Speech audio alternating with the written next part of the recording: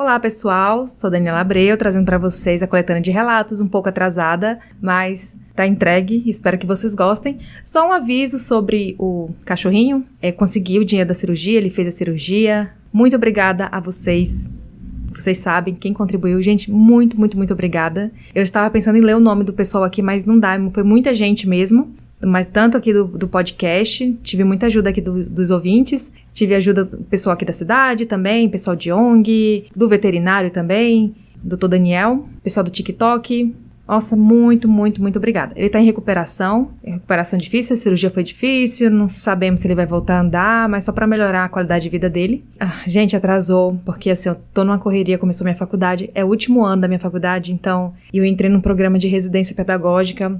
Enfim, meu tempo tá bem corrido, mas eu vou tentar trazer os relatos pra vocês nas quartas-feiras, nem que seja um episódio menor. E mais uma vez, pessoal, muito obrigada a vocês, tá? De coração, muito obrigada a todos vocês que colaboraram na vaquinha do cachorrinho, do Pinduca.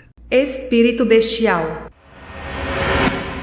Olá, Daniela, esse é meu segundo relato aqui. Me chamo Patrick e queria compartilhar com você uma aparição que eu presenciei de algo que fui descobrir anos depois, através de estudos, ser um espírito bestial que possui características humanas e animais. Eu tinha por volta de 8 anos e estava em casa sozinho. Era tarde, por volta das 15h30, quando ouvi um barulho de passos pesados vindo do quintal de casa. Só a janela do meu quarto e a porta da cozinha estavam abertas. Então fui para a janela para tentar ver o que fazia aqueles sons pesados. Quando olhei no meio do quintal, tinha uma criatura enorme, de quase uns 3 metros, que parecia uma mulher, mas os braços eram compridos e com garras nas mãos. Ela era bem magra e a sua cabeça era bem desproporcional ao corpo, redonda e achatada, com olhos vermelhos bem brilhantes e dentes que iam de uma orelha à outra. A sua pele era acinzentada, tipo cor de cimento fresco ou algo parecido. Ela ficava olhando para o chão e se tremendo, passando as garras no solo. E eu fiquei olhando aquilo por um tempo, tentando entender o que seria. Mas eu encostei sem querer na janela e fiz barulho, e aquilo virou na minha direção. Arqueou o corpo igual a um gato quando fica com medo, e olhando na minha direção.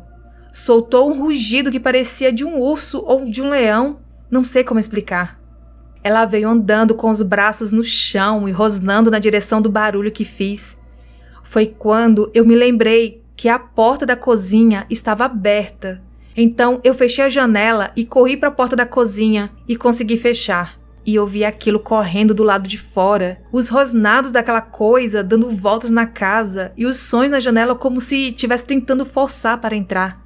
Passaram-se alguns minutos e os barulhos pararam. Fiquei com medo dela ainda estar lá fora e decidi não abrir a porta nem nada. Peguei no sono, pois não estava fazendo nada. Só fiquei na sala encolhido no sofá com medo. Meus avós chegaram e me perguntaram por que eu estava no sofá todo encolhido e a casa toda trancada.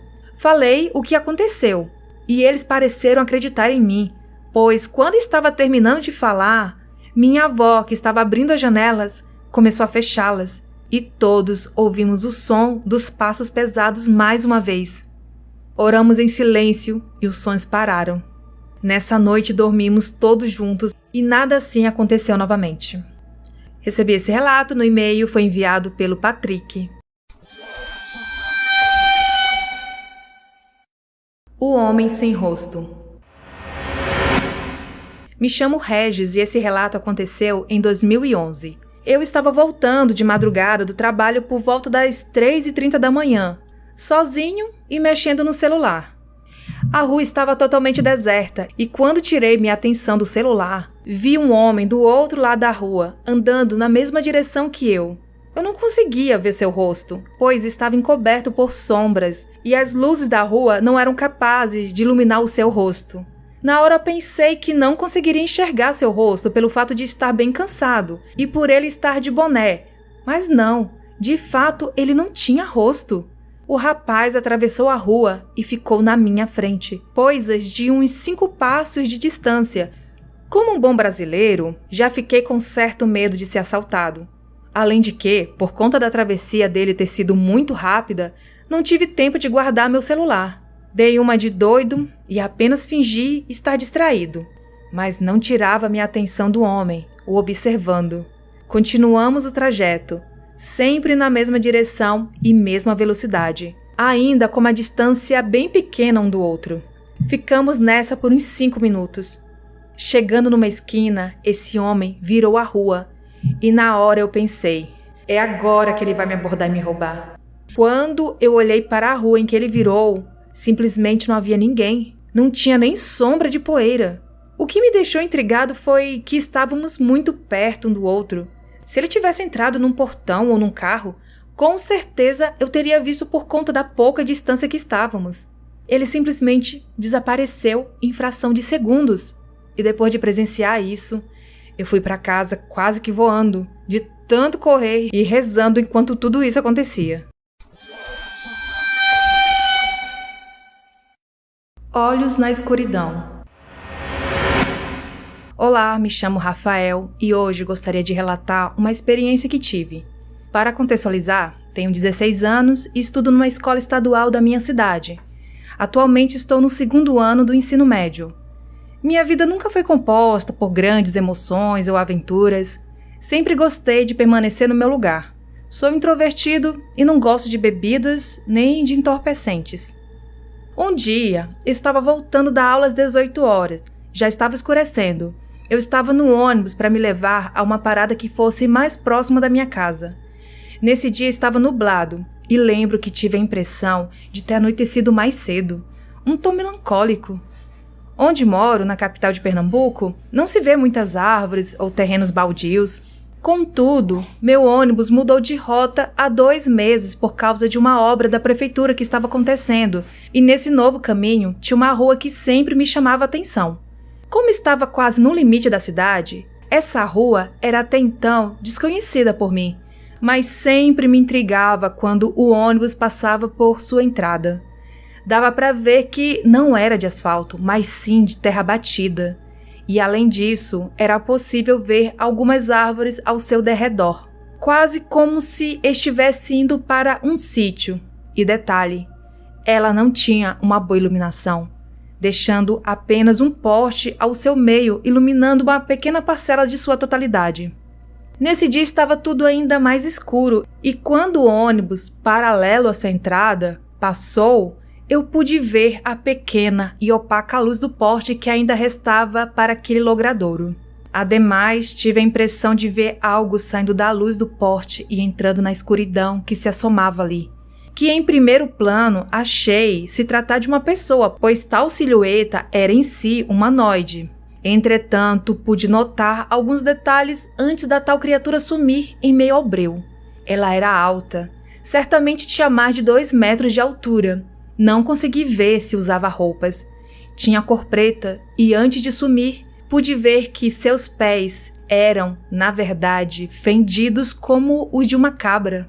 O que mais me assustou foi que, ao sumir na escuridão, depois de uns 3 segundos, vi 2 olhos brancos como a neve, com um pouco de brilho, olhando direto na minha direção, como se soubesse que através da janela do ônibus eu estivesse olhando. Quando tive tempo de perceber o ônibus que estava parado, pois ali tinha um semáforo, começou a andar novamente e os olhos desapareceram entre a escuridão. Desde esse dia sinto medo de pegar aquela mesma rota e juro que, em dias muito nublados, consigo ouvir ao longo de minha casa, já um tanto distante dos limites da cidade, algo se movimentando e arqueando. Ouço também algumas respirações aceleradas. E num dos dias que tive coragem de ver na janela o que era, aqueles mesmos olhos me viam da escuridão da noite, fixamente e mais radiantes, expelindo não só curiosidade, mas também intenção. Uma intenção que, se não boa, maligna.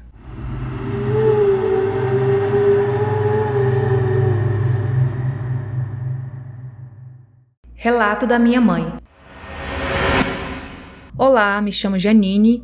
O relato que eu irei contar aconteceu com a minha mãe e minhas tias quando eram adolescentes. As 3 contam a mesma história da mesma forma, sem mudar uma vírgula. Elas moravam numa cidade do interior do Rio Grande do Sul e por lá elas presenciaram várias coisas sobrenaturais. A história que contarei agora foi a mais marcante. Minha mãe conta que na época ela tinha 16 e minhas tias 17 anos. Elas tinham um tio muito bravo e preconceituoso. E o pior de tudo, ele era racista, nunca perdendo a oportunidade de ofender uma pessoa. Um dia, minha mãe e tias tiveram que acompanhar esse tio delas até o centro da cidade para comprar alguns alimentos para casa. Ao retornar pela estrada, eles passaram por uma esquina onde havia um grupo de pessoas fazendo um trabalho de magia. Logo que o tio delas viu esse grupo, começou a proferir discurso de ódio com ofensas horríveis e racistas àquelas pessoas que realizavam suas oferendas na encruzilhada da estrada.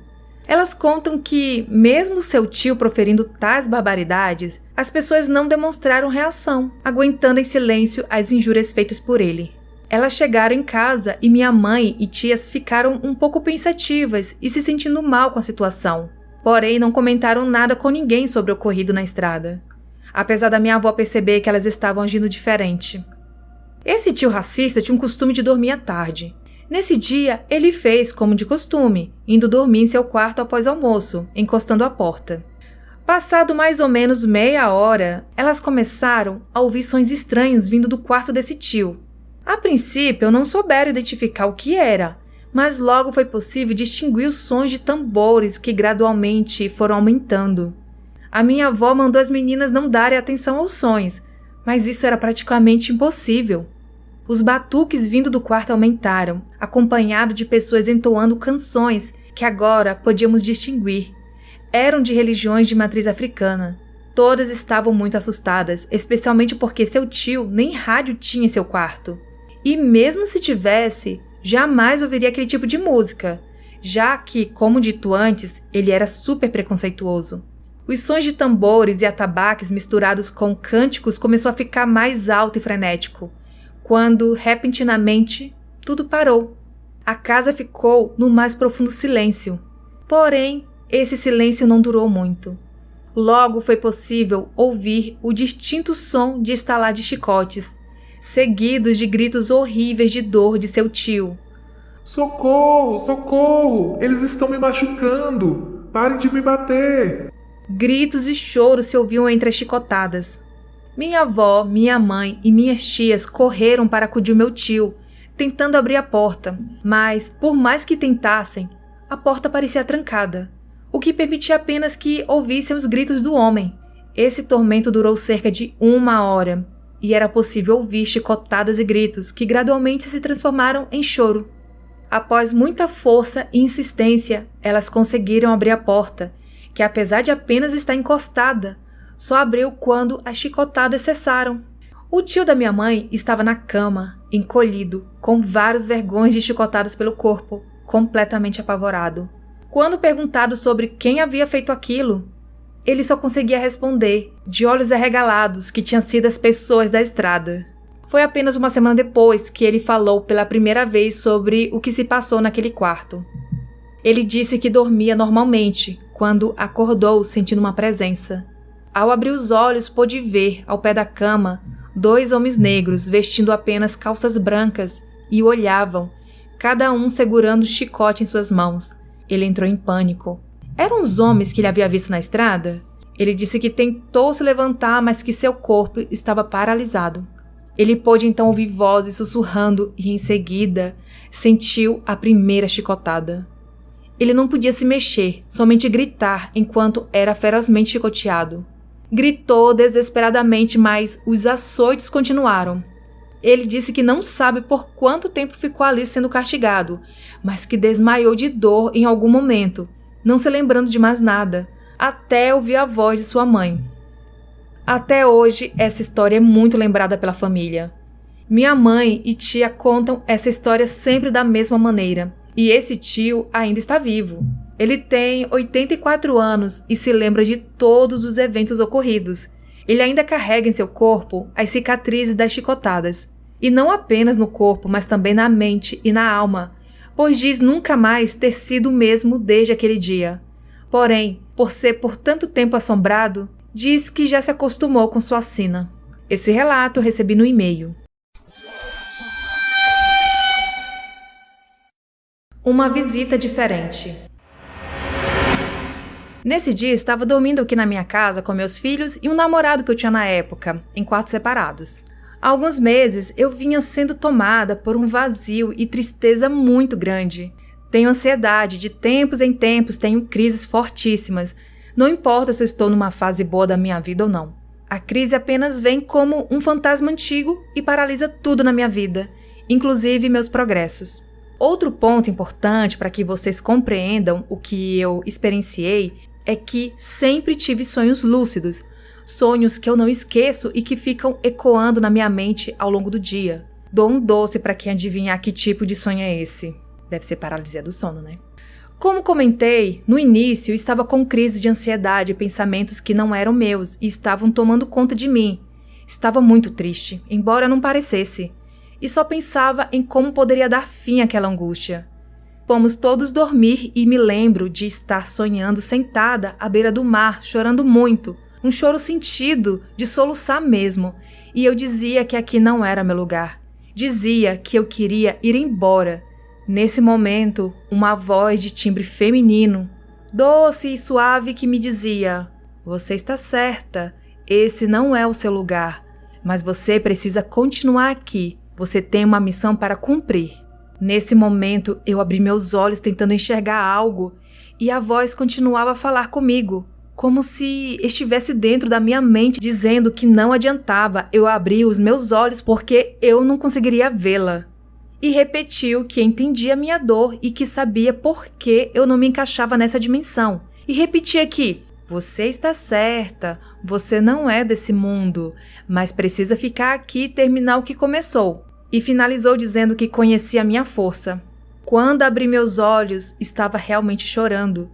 Meu namorado permaneceu dormindo, não acordou. Detalhe, que nesse dia eu passei o dia inteiro sentindo a temperatura do meu corpo mais quente. Não era febre, era como se uma onda de calor invadisse meu corpo. Foi nesse momento que eu senti o maior pico em relação a essa queimação, como se eu tivesse realmente queimando o cosmo do meu coração, sei lá. Essa parte só quem assistiu Cavaleiros Zodíacos para entender. Depois de tudo isso, eu fui até a cozinha, no escuro mesmo, tomei um copo de água, tentei me acalmar. Meu corpo queimava muito. E continuei sentindo essa onda de calor por um tempo depois dessa visita. Depois que consegui me acalmar, eu fui para a cama e voltei a dormir. E no dia seguinte, tive um dia normal. Fato é que essa voz veio com o propósito de me parar ou de me acalmar porque eu estava mesmo pensando em fazer uma besteira. Aproveito para deixar aqui o adendo de que ansiedade e depressão são doenças sérias e que precisam de acompanhamento médico. Uma religião tem um auxílio a mais, mas o que eu quero dizer é que o tratamento médico nunca, em hipótese alguma, deve ser descartado. Hoje eu agradeço a essa voz. Graças a Deus, eu voltei a mim e tirei essas ideias estúpidas da cabeça. Sabe-se lá o que poderia ter acontecido, como estariam meus filhos. Nessa vida sempre teremos momentos difíceis e desafios na vida, mas sempre temos de ter em mente que vamos conseguir vencer os obstáculos e nunca estamos sozinhos nas nossas batalhas. Despedida do além. Outra situação que aconteceu comigo logo depois desse fato foi em sonho também. Estava dormindo e do nada fui acordada aqui em casa com barulho de algo caindo com muita força no chão. No momento acordei tão atordoada que pensei que pudesse ser algum móvel caindo ou até mesmo que tivesse arrombado a porta da minha casa porque o barulho foi estrondoso. Ainda mais na madrugada, que fica tudo estranho. Enfim, tenho 3 gatinhas que geralmente usam esse horário da madrugada para brincar e aprontar na casa. Mas o mais curioso é que nesse dia as 3 estavam dormindo comigo na cama. Eu rapidamente levantei para ver o que tinha acontecido e basicamente a caixinha de transporte das meninas havia sido arremessada da lavanderia para a sala. Sim, de um cômodo para outro. E eu fiquei muito intrigada com aquilo porque eu sempre deixo a caixinha na lavanderia que fica ao lado da cozinha e nunca tinha acontecido isso. Estava com muita raiva na hora por ter sido acordada e também pelo susto que tive. Eu peguei a caixinha e a coloquei de volta no lugar e na raiva acabei falando um palavrão de leve. Até hoje me pergunto quem ou o que fez aquilo. Não foram as gatinhas que já estavam comigo, e pude perceber que até elas ficaram espantadas com o barulho. Meus filhos também não foram. Eles estavam dormindo, e acordaram tão perturbados quanto eu com o barulho, perguntando o que tinha acontecido e indo correndo para a cozinha na mesma hora em que eu levantei. Na minha casa também nunca aconteceu eventos paranormais, apesar da antiga dona ter morrido dentro dessa casa. Alguns segundos antes desse barulho, onde todos acordaram, eu estava dormindo. E me lembro que a última imagem que eu vi foi a de um rosto humanoide me encarando. Não expressava nenhuma reação, apenas olhava para mim. Um olhar profundo, mas, ao mesmo tempo, vazio e sem expressão. Congelado, sabe? Logo em seguida, veio aquele barulhão e todo o resto que contei. Quando eu me lembrei disso, eu acabei associando uma coisa a outra, mas ainda paira a dúvida e fica aí a pergunta. Será que foi este ser que fez aquele barulho? Será que uma das minhas gatinhas queria me sacanear? Ou foi a antiga dona do apartamento que veio fazer uma visita e possivelmente não gosta de gatos? Independentemente do que tenha sido, eu apenas desejei que seguisse para a luz e disse depois mais calma que ali não era o seu lugar e que se algum dia já foi, que hoje não era mais e que, portanto, deveria seguir o seu caminho. Eu sei que não é nada mega assustador comparado com tantos relatos que ouço aqui no podcast, mas quis compartilhar essa experiência com vocês e isso me deixa até mais leve. Obrigada por contar nossas histórias. Recebi esse relato no e-mail e foi enviado pela Angélica. E eu que agradeço, Angélica, e a todos os ouvintes por enviarem as suas histórias.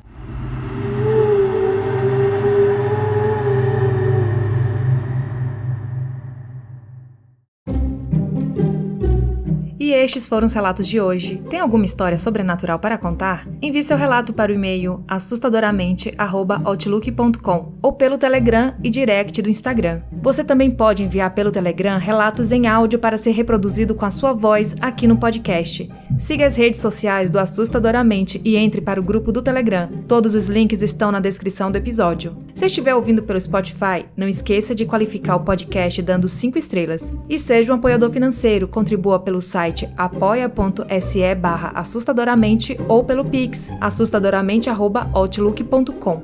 Até o próximo episódio.